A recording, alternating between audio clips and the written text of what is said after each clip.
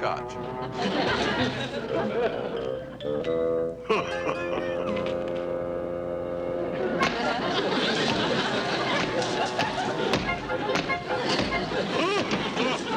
Hello, mister. Oh. Hi there, young fella. Is that some sort of game you're playing? No, it's not a game. I've got my head stuck in here.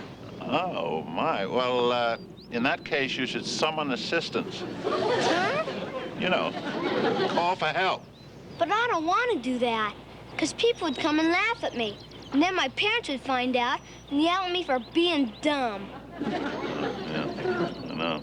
That can be annoying. Allow me.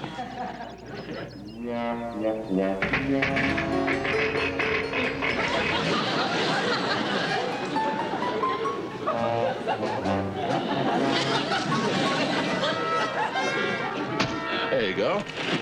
Golly, that was real neat. You must be the strongest guy in the whole world. Well, with the possible exception of little Abner. What's your name? My name's Mr. Munster, but you can call me Uncle Herman. My name is Galen Livingston Stewart, but you may call me Gail. Oh, thank you. Pleased to meet you, Gail. It's been a pleasure saving your life. You come by here every day? Yes, I do. Maybe I'll see you tomorrow. Oh, that would be real boss. That means keen. I just can't wait to tell my parents about you, Uncle Herman. Goodbye. Goodbye.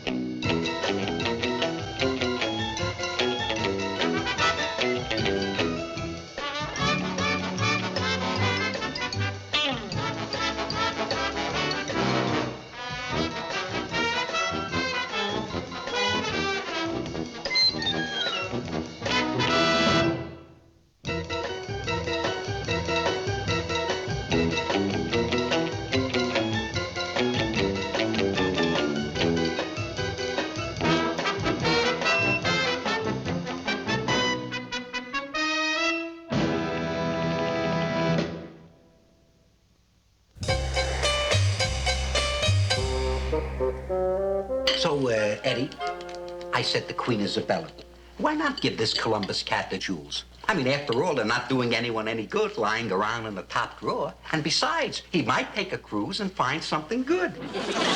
And that, Eddie, is how Columbus discovered America. Gee, Grandpa, you've had a lot of neat adventures. Oh, yes, Eddie. Over the centuries, you can say I got around. A very interesting thing happened to me on the way home from work today. Oh, that's fine. Eddie, don't just sit there.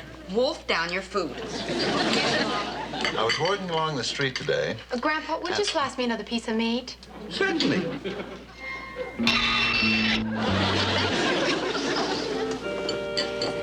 It just so happens that today I saved a boy's life. That's fine. Oh, Grandpa, you're not eating. Well, doesn't anyone want to hear about my heroic deed? All right, Herman. Hey, what did you do? Yes, Herman, we're listening. I just might not tell you now. Hey, good. Pass the Brussels sprouts, please. Now, wait a minute. I'm going to tell you what happened, and my whole family's going to listen, including my rotten old father-in-law. Okay, Pop. How did you save a boy's life? Well, this boy had his head through an iron fence, and I unbent the bars and let him out. Big deal. Well, if I hadn't, his bones would have rotted right there in the sidewalk and hurt the neighborhood and brought down property values and everything. So there. Herman Munster, you are a plain, ordinary man in a plain, ordinary job. Now, why must you insist on these fantastic stories just to get attention? But it's true, dear. It's true. I did save his life, and his name is Galen Livingston Stewart, and he's my friend, and I'm going to meet him there tomorrow. Herman, you and your stories. Sometimes you act so childish. It's hard to believe you're 150 years old.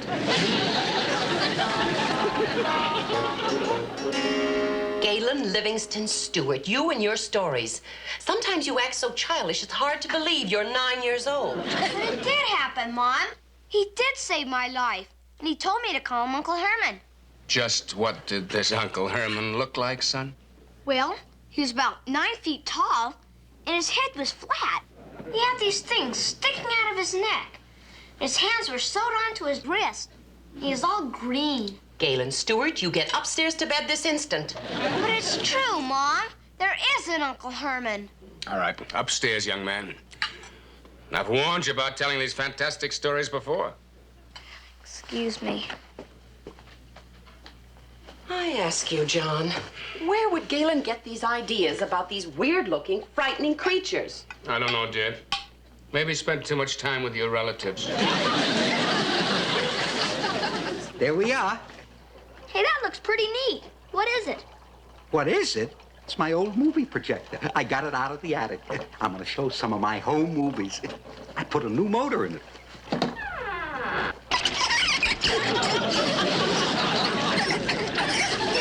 Hey, that's great. That's a 300 cubic inch squirrel with overhead cam and hydraulic lifts.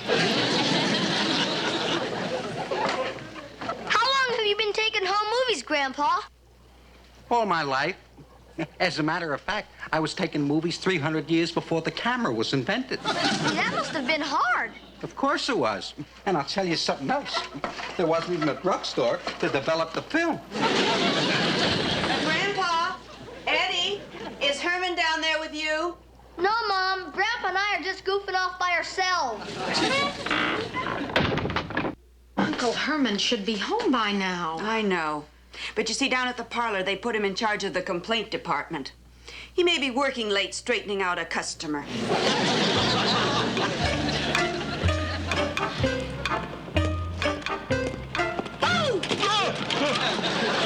Uncle Herman, I really scared you, didn't I? Oh, it's you, Gale. I almost jumped out of my skin. And in this cold weather, that can be very uncomfortable. Say, listen, Gale, I'm on my way home right now. And I have a little boy at home just your age. How would you like to come along and meet him? That'd be great. Oh, good. Come on, it's just a few blocks. Oh, just a minute.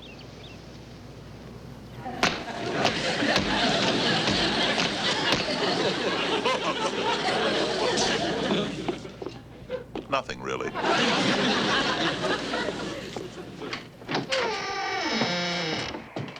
Yoo-hoo! Herman's home! Boy, this is the neatest house I've ever been in. Oh, you're just saying that. Come on.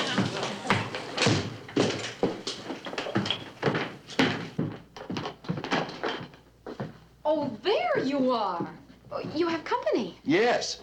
I would like you to meet Galen Livingston Stewart. How do you... Uncle Herman, is this your mommy? Oh, heavens no. This is our poor, unfortunate niece, Marilyn. Oh, the rest of the family's down in the dungeon. Grandpa's going to show some home movies. Oh, that sounds like fun.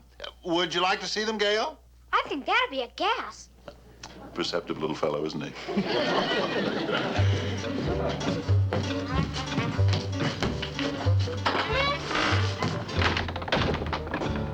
After you, Marilyn. Grandpa? Grandpa? Uncle Herman's here, and he's brought a friend.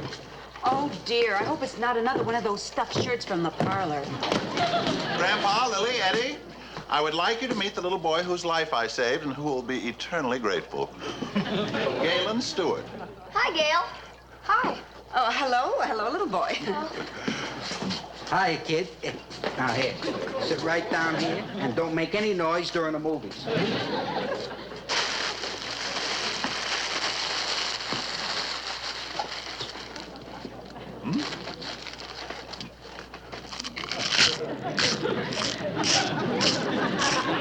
Please.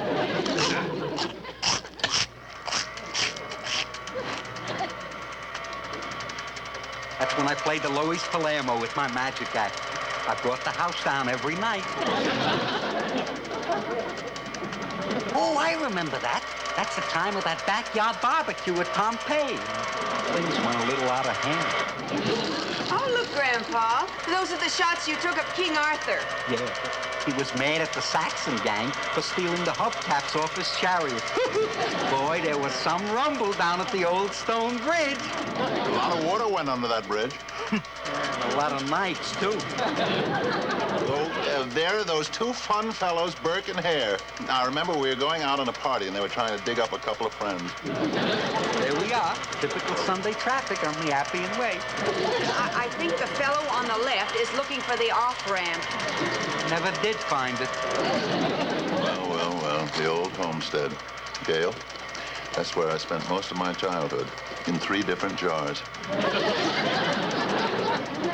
Oh, dear. Look, there's my old music teacher before he went with Guy Lombardo. He just disappeared. No, I think he just took 5. And the house has trapdoors and secret panels. Their little kid Eddie has fangs and pointed ears. And his grandfather's about 400 years old. It looks like Dracula. I've never heard anything so ridiculous in my life. And the mother has long black hair, and she screamed like Uncle Herman. And they've got a real neat pet who lives under the stairs and breathes fire and smoke. And they showed home movies of the burning of Rome and all that kind of stuff. Out. Huh? I said out. You get up to your room and don't you leave it until you're told. But what if I get hungry? Well, maybe your green Uncle Herman will come on over with a nice big fat juicy Dracula burger. Charcoal broiled by that pet that lives under the stairs. Out!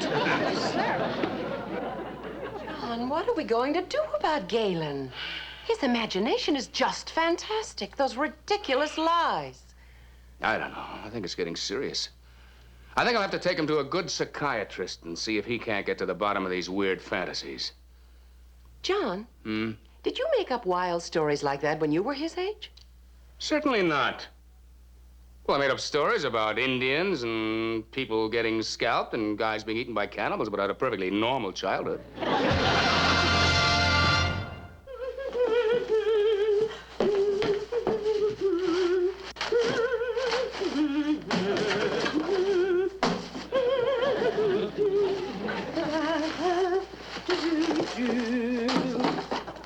What are you doing, Aunt Lily?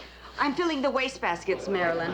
Oh, dear. I hope I have enough trash to go around. Well, the trash man will be here tomorrow. I'm sure we can get by till then. Hey, Mom, is Pop home from work yet? Not yet, Eddie. He'll be here soon. Well, I want him to help me to find Spot. He got out of his yard again. Oh, dear. The last time he got out, he went over to Grant Avenue and ate all the tops off the telephone poles. Oh, Herman. There you are, dear. Hey, Pop, have you seen Spot? No. And I didn't see Gale either. I waited for him a half hour today, but he didn't show up. I had to play 2 games of hopscotch by myself. Well, maybe he had to stay after school or something. No, dear, I'm afraid not. I haven't seen him for 3 whole days. I'm afraid he just doesn't want to see me anymore. Oh, Herman, you can't expect to be a big hero and save a boy's life every day. Normal people like us just don't have exciting adventures all the time. Well, my life is duller than most. The most exciting thing that happened to me before this was 20 years ago, when a man stopped me on the street and asked me if I was voting for Al Flandin. Well, don't worry about Galen, Herman. You'll see him again. He's probably at home now playing with some friend who's more on his own age level. Sure, Pop. Now, come on and help me find Spot. Well, I think he'll come if you whistle for him. all right. Spot! Here's Spot!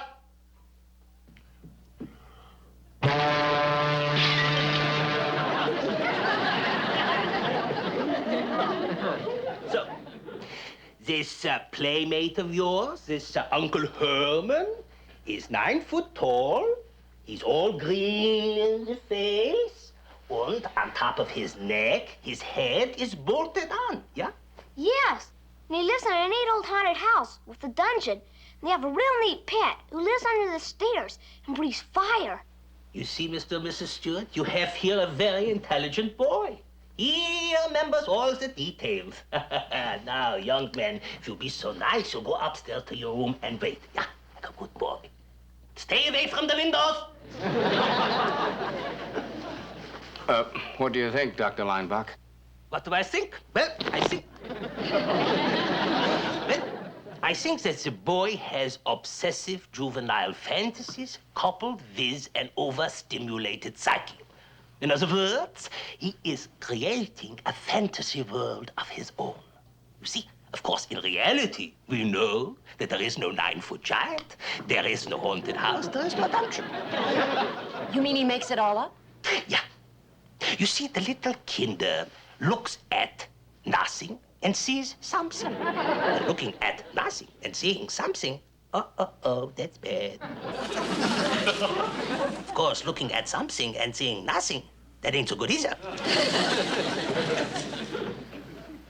Well, what should we do, Dr. Leinbach? Well, the first thing you've got to do is to get him to a doctor. Well, that's why I called you. Yeah, now let me see if I can think of somebody. Wait a minute. What are we doing here? I'm a doctor. I'm a doctor.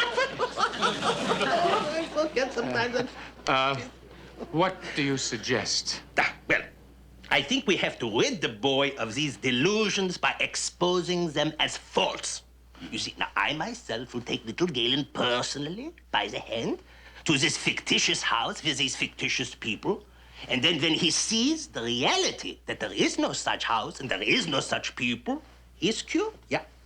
Yeah. Now, please, the boy from the room, call down. Call Galen.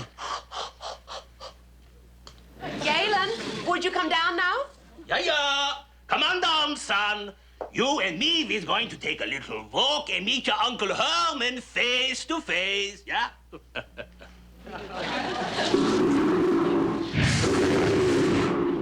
Now, none of that, Spot. Sit. Stay. Now, Spot, cut that out.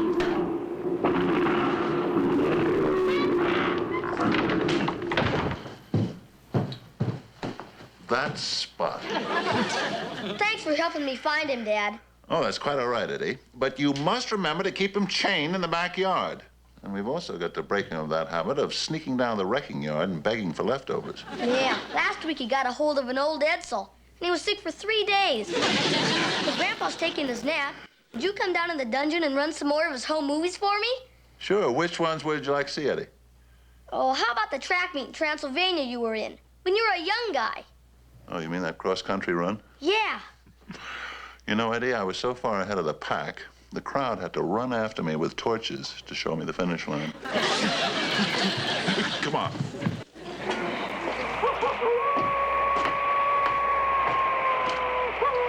See, Dr. Lineback, there is too such a house. Yeah, I see a house. But I also know little boys. You see an old broken-down house, and you imagine that it's haunted with green men and dungeons and all sorts of crazy things. But this is where Uncle Herman lives. I want you to meet him. Sure, meet your Uncle Herman. All right, we'll knock on the door. And nobody comes, see? So I prove to you it's an empty house, and you forget all of this nonsense, and we go home, you forget all about it. All right? Come on. Quiet, someone's coming. Yes, may I help you? Excuse me, lady. You live here? Oh, yes. We've lived here for years.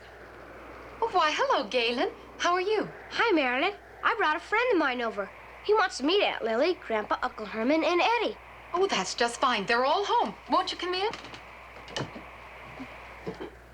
If you wait just a minute, I'll tell Aunt Lily you're here. Aunt Lily? Aunt Lily? You see, such a nice lady. You want to meet Spot? Spot? What is a spot, Bot? Their pet, who lives under the stairs. I told you about him. Oh, sure. Him I gotta meet.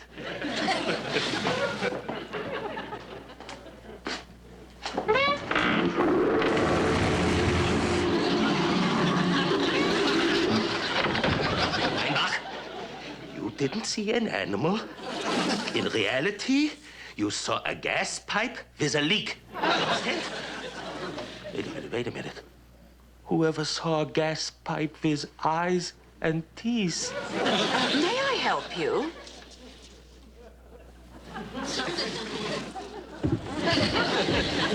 Hi, Aunt Lily. I brought a friend of mine over, Dr. Nineback. Oh, how do you do? Oh, excuse my appearance. I was just getting some olives out of the jar. She was getting olives. I'd hate to see the martinis. Marilyn said you wanted to meet the family. Well, Grandpa's right in here taking his siesta.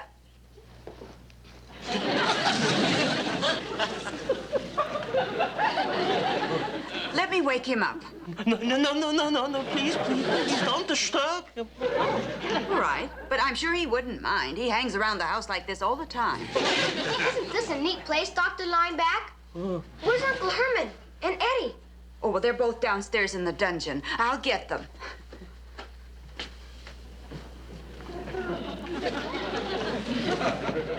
Leinbach, get a grip on yourself. You're seeing things the kid made up. Wait a minute. I know what it is. I didn't wake up this morning. I'm having one of them Freudian dreams. Look at him. Look at him hanging there like a bat. He can't be real. I'll pinch him. Now,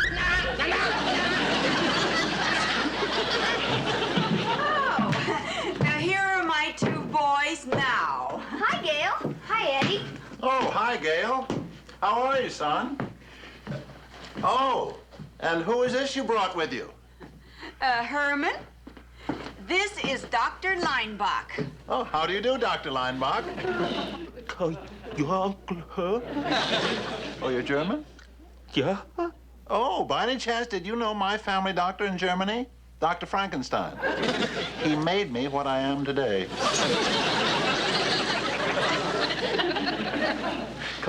Come on, Leinbach, don't go to pieces. Remember your training, 17 years in Vienna.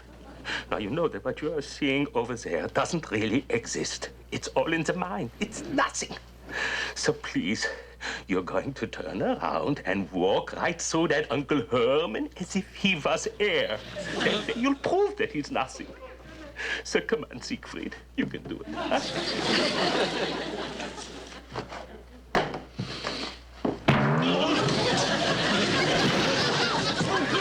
What happened? That is the hardest hunk of nothing I ever saw. I think I better take him home. He looks like he might get car sick in the house. It's a shame. Stick with me, kid. I'm a sick man. Not at any time. I don't know what kind of a doctor he is, but you know, he ought to see a psychiatrist. That's right, Mom and Dad. We went over to that neat old haunted house, and Dr. Lineback met Uncle Herman and the whole family. Oh, now, Galen. No, please, dear. Please. Galen, we believe you. We believe that he met everybody and saw everybody. He met and saw the pet that breathes fire and the grandpa who sleeps upside down and the little boy with the pointed ears and especially green old Uncle Herman. We believe you. Now, you've had quite a day. Why don't you go upstairs and take your nap? Okay, Pop. And thank you for believing about Uncle Herman. It's all right.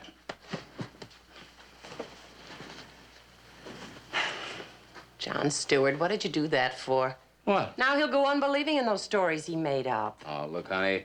Today, a kid hasn't got very much he can believe in the way of fairy stories and giants and knights in armor.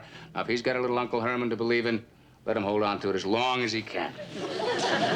Maybe you're right, dear. Oh, by the way, Dr. Leinbach sent his nurse over today with his bill. Well, he didn't waste any time, did he? No. But it's a funny thing. A well-known doctor like that writing his bills with a crayon?